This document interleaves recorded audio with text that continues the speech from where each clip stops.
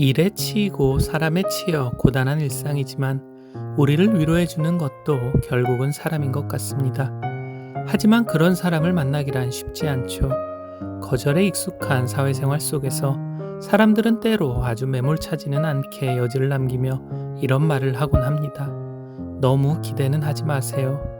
그 말의 의미를 알면서도 희망을 버리지 못하는 자신이 때로는 더 초라해질 때가 있습니다.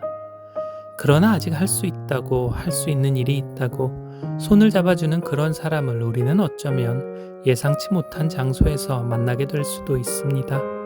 팔순의 노모와 힘겹게 그러나 꿋꿋이 살아가고 있는 상희처럼요. 조경란의 단편 소설 너무 기대는 하지 마세요입니다. 어느 날 상희가 홀 서비스 일을 하는 설렁탕집에 전화가 옵니다. 단골 손님인 구청 직원인데 점심을 먹은 테이블의 티슈통 옆에 10,000원짜리 지폐 한 장을 반으로 접어놓고 나왔다며 찾아봐 달라는 겁니다. 그날 그 테이블에서 서빙을 한 사람은 부경입니다. 없어진 구청 직원의 지폐에 대해서 상희는 못 들은 척 할 수도 있었다. 그 여자애에게 사장이 하는 소리도 큰 소리가 오간 것도 아니었다. 사장은 여자애에게 한마디만 했을 뿐이었다. 네가 안 가져갔다고 하면 믿어줄게. 맥락을 모르고 듣는다면 위로하는 소리같이 들릴 억양이었다. 곱슬곱슬한 단발머리에 키가 큰 여자애가 두 손을 앞치마 앞으로 모으고 고개를 푹 수그리고 있었다. 이름이 뭐라고 했더라. 상희는 그 여자애가 마음에 들지 않았다. 가져가지 않았다고 난 그런 사람이 아니라고 왜 말하지 못할까? 상희는 자신보다 키가 훨씬 큰 여자의 어깨를 잡고 물어보고 싶었다.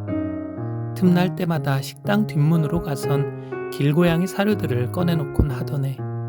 상희는 휴대전화에 끼워둔 10,000원짜리 한 장을 꺼내 카운터에 올려두었다. 아주머니, 지금 뭐 하시는 겁니까? 사장이 눈을 크게 뜨고 한 발 다가와 물었다.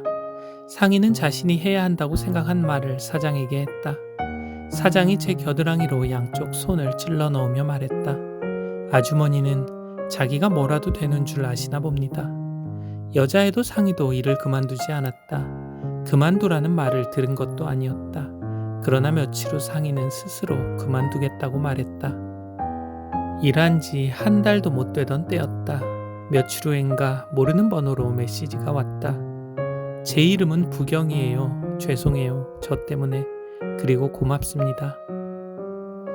사람을 시험에 들게 하는 것도 아니고 구청 직원은 왜 그런 실수를 한 걸까요? 일하는 사람 입장에서는 속상하지 않을 수 없습니다.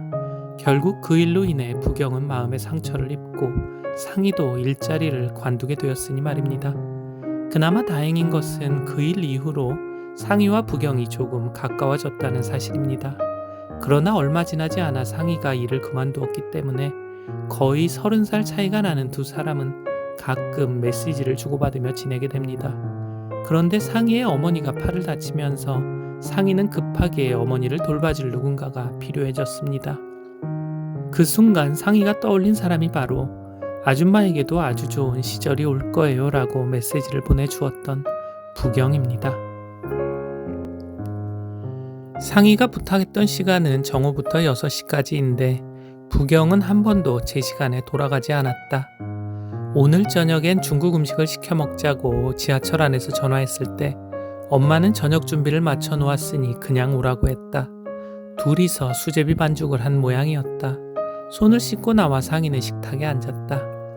수제비가 먹고 싶다고 해서 깁스한 손으로 반죽 그릇을 잡고 있던 엄마가 눈으로 부경을 가리켰다. 낯선 여자애를 집에 들였는데 걱정과 달리 엄마와 부경은 나흘 동안 생각보다 가까워진 듯했다. 상희의 부탁으로 갑작스레 돌봄 노동을 하러 온 것이지만 부경은 상희의 어머니를 친할머니처럼 살갑게 대하며 좋은 시간을 보냅니다. 그러나 사실 부경도 그리 녹록한 상황은 아닙니다. 곧 19이 되는데 부경에게 19살이 된다는 건 새로운 거주지를 찾아서 옮겨야 한다는 뜻이기 때문입니다.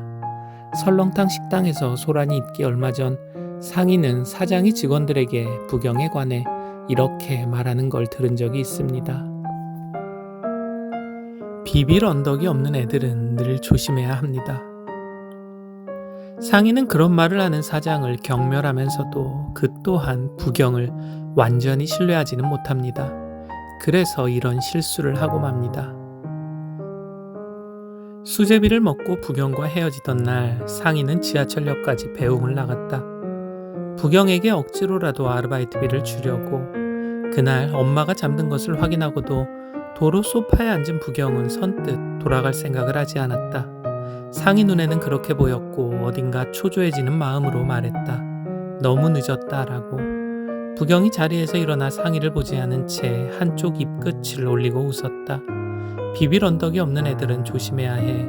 자신이 그 말을 떠올린 걸 읽었다는 듯이 상인은 현관문을 열고 먼저 나갔다. 상인의 마음을 알았는지 부경은 이런 이야기를 합니다. 아줌마, 제가 어디 친구 집 같은 데 놀러 가면요, 어른들이 자꾸만 시계를 봐요. 그러다가 말해요. 너무 늦었다면서 그만 가봐야 하는 거 아니냐고요. 밤 9시도 안 된 시간에요. 그러지 않으면 제가 그 집에 눌러 살기라도 할 땐 말이죠.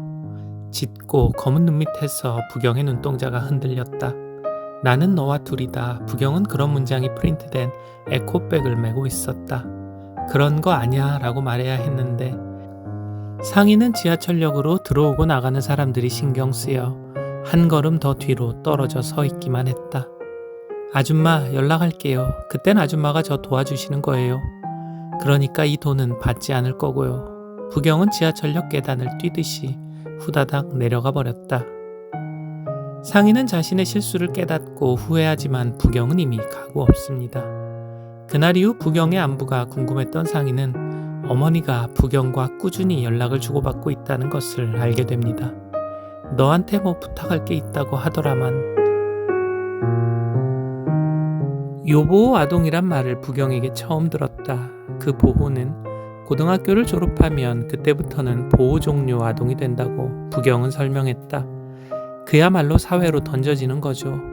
곱슬거리는 단발머리를 귀 뒤로 넘기며 부경은 시원하게 웃었다. 아이도 어른도 아닌 나이에 퇴소 이후의 생활을 어떻게 지탱해 나갈 수 있을까? 상인은 그 애가 무슨 준비를 하고 있는지, 어떤 일을 할 계획인지 물어보지 않았다.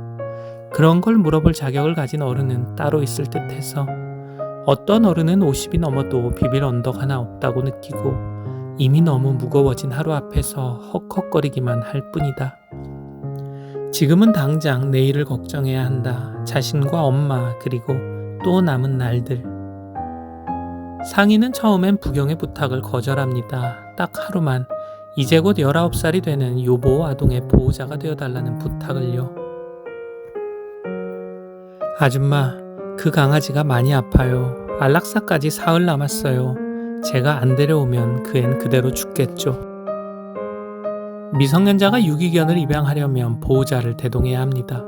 그런데 부경에겐 보호자가 없습니다. 그 부탁을 상희에게 한 것입니다.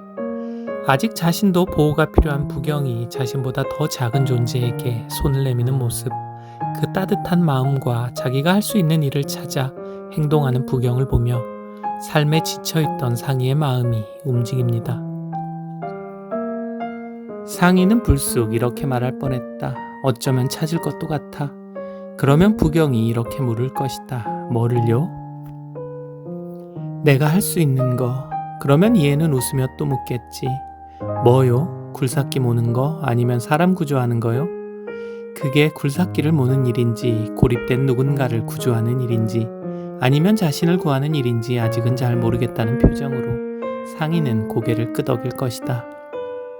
좀 더 곰곰이 생각할 필요가 있을지 모른다는 얼굴로 이 약해진 집안을 딛고 서서 그것에 대해 누구도 아직 상희에게 너무 기대는 하지 마세요 라고 말하지 않는 어떤 가능한 일에 대해서 상희는 정장 바지가 구겨질까봐 얼른 자리에서 일어나며 부경에게 말했다. 어서 다녀오자. 결국 인간은 서로를 위로하고 위로받으며 함께 나아가는 존재가 아닐까요?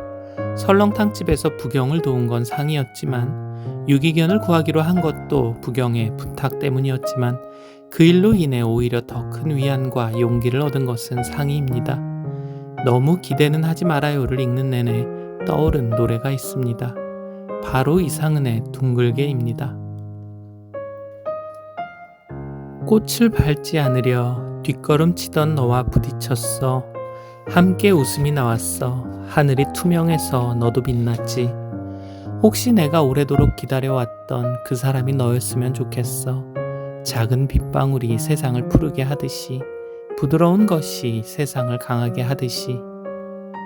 조경란의 소설집 가정사정에 수록된 단편소설 너무 기대는 하지 마세요 였습니다.